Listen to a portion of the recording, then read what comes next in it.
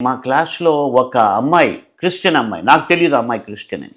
అసలు క్రిస్టియన్సే నాకు తెలీదు. అయితే ఆమె చిన్న ప్రార్థన చేసిందంట.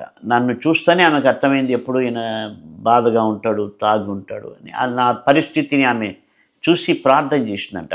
యేసు ప్రభువా గంగరాజును రక్షించు అని ప్రార్థన చేసిందంట. ఆ తర్వాత చెప్పింది ఆమె, నేను ప్రభువుని నమ్మినాక.